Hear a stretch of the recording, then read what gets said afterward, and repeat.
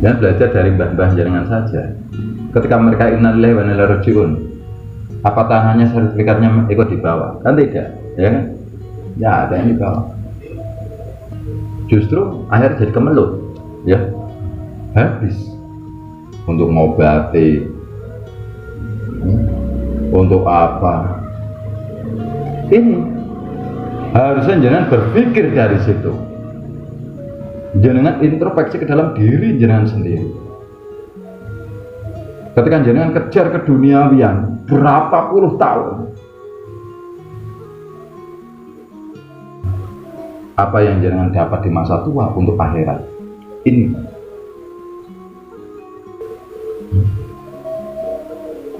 tidak ada kecuali penderitaan, kecuali kesengsaraan. Tapi coba jangan belajar ilmu-ilmu agama, jangan pupuk terus cari akhirat.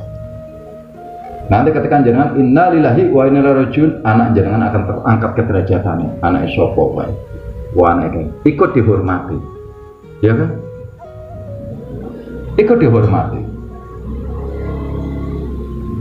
Tapi coba orang yang mencari keduniawian terus sampai siang malam sampai melupakan ibadah. Apakah anaknya dihormati? Belum tentu. Ini beda jauh. Jadi ini harus belajar dari situ. Anak ini akan ikut kepada orang tuanya. Anak ini akan dihormati ketika orang tuanya benar-benar bisa belajar ilmu-ilmu agama, tawadhu, istiqomah, tumakninah, benar-benar mendekatkan diri kepada Allah. Orang lain ini juga akan ikut menghormati anak jenengan.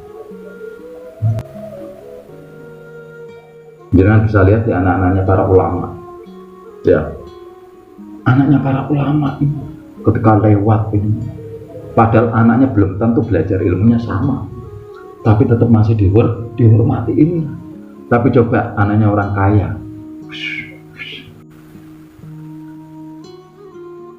jangan ini sudah diberikan pelajaran yang banyak daripada ulama apapun, daripada media sosial ini untuk belajar kehidupan.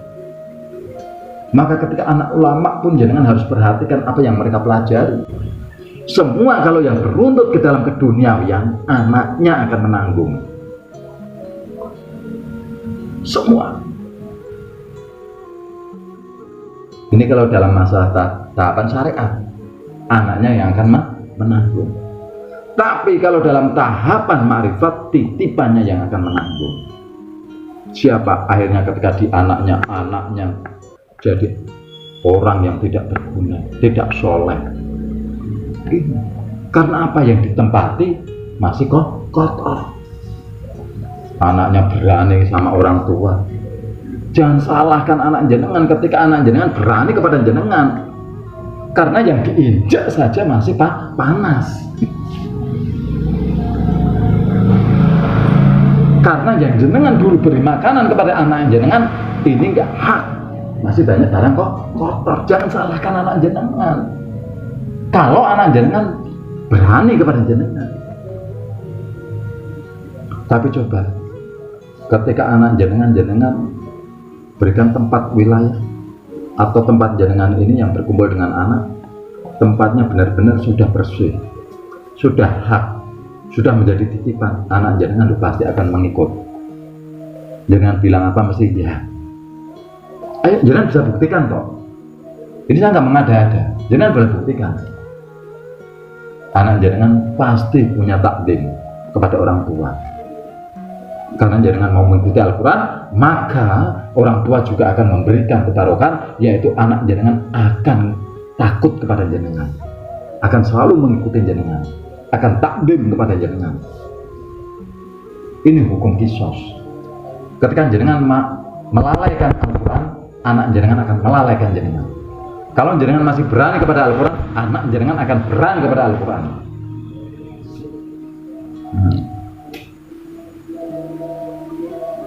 Tapi beda ketika jenengan mau mengikuti Al-Quran.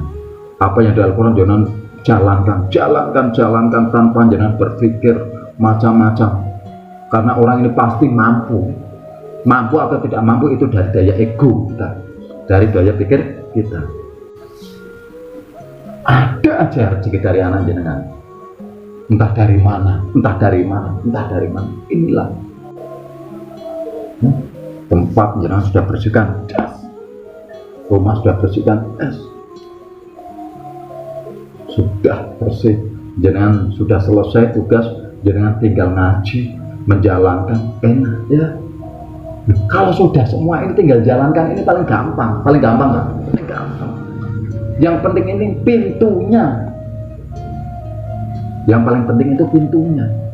Bisa nggak dengan mau berkorban membuka pintu? Yang namanya membuka pintu ini harus pakai kunci. Harus pakai kunci. Ketika sudah di dalam, nggak usah butuh kunci jenengan.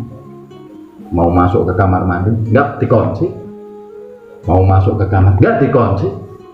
Mau masuk ke dapur, nggak dikunci. Gampang Mbak.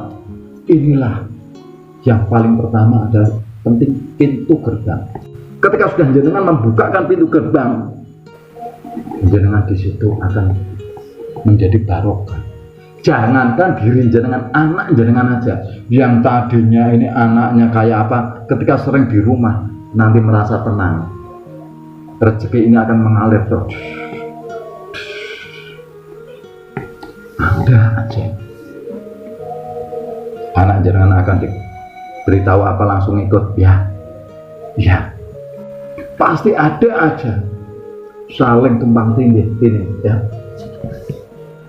Ini rezeki anak kita ini entah dari mana pasti ada. Inilah, maka ayo kita bersyukur ini. Lah ketika sudah kunci, sudah buka pintu, jangan enak mau di dalam ini enak nyaman jenengan. Ketika jenengan sudah tinggal jenengan ngaji, dengarkan dan dari akhlakul karimah yang di hati. Oh ya, saya harus lebih nata waktu lagi. Oh ya, saya bisa mengatur waktu lagi. Oh ya, saya harus bisa melihat situasi dan kondisinya, keadaannya enak ya. Ini yang penting tahu waktu. Ngaji akhirnya jenengan enak, tidak ngantuk, enak. Begitu nikmatnya kehidupan kita sehari-hari. Kita bisa menempatkan posisi dimanapun ya. Jangan berhalusinasi, wah orang itu nggak pernah tidur hebat. Yang dimaksud orang itu tidak pernah tidur, artinya orang itu selalu dalam kesadaran Allah Ta'ala. Namanya manusia normal, pasti saraf ini lemah, menjadi ngantuk ya. Nggak pernah tidur artinya apa? Orang yang nggak pernah tidur ini orang yang tenggelam dalam ilmu, bukan yang berjalan di atas ilmu. Perbedaannya hati-hati. Karena ada orang yang berjalan di atas ilmu, ada orang yang tenggelam dalam ilmu. Kalau orang yang tenggelam dalam ilmu, pasti tidak akan bisa tidur. Jangan melihat ikan tidur. Tidak, karena dia di dalam air, artinya tenggelam di dalam air. Tapi semua yang di atasnya pasti tidur. Yang di atasnya pasti tidur. Kalau yang di dalamnya air tidak akan pernah tidur. Artinya orang-orang yang tenggelam ilmu, dia tidak akan pernah tidur.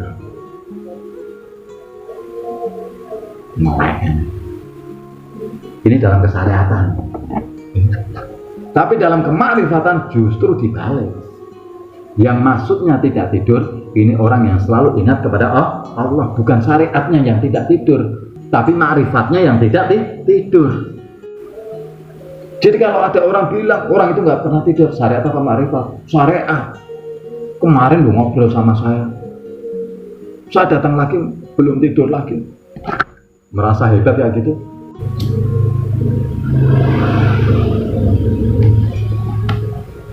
Ini simbolnya ikan.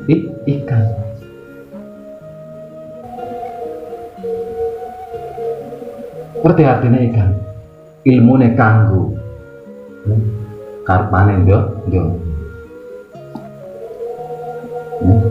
Ilmune kanggo alam donya. Kudu kanggo akhirat, tapi kanggo donya. Arane ikan. Ilmune kangge alam donya. Maka semua nama ini simbol, saya bilang simbol. Maka dikatakan ikan. Karena iku ilmune kanggo alam gua alam dunia itu ilmu. Maka dia tenggelam. Jangan pernah mendengar mungkin hikayatnya Kanjeng Sunan Ampel ini berjalan di atas air. Nggak ada wali yang menyelam ke dalam air, nggak ada. Tapi berjalan di atas air.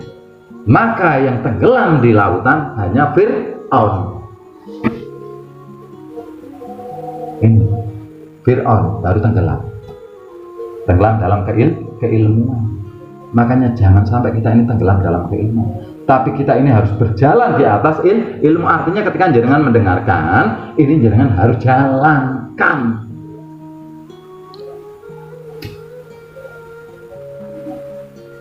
Kalau jenengan tidak mau menjalankan, berarti ubahnya jenengan tenggelam di dalam air, maka jenengan akan bau amis. Amis ini manis.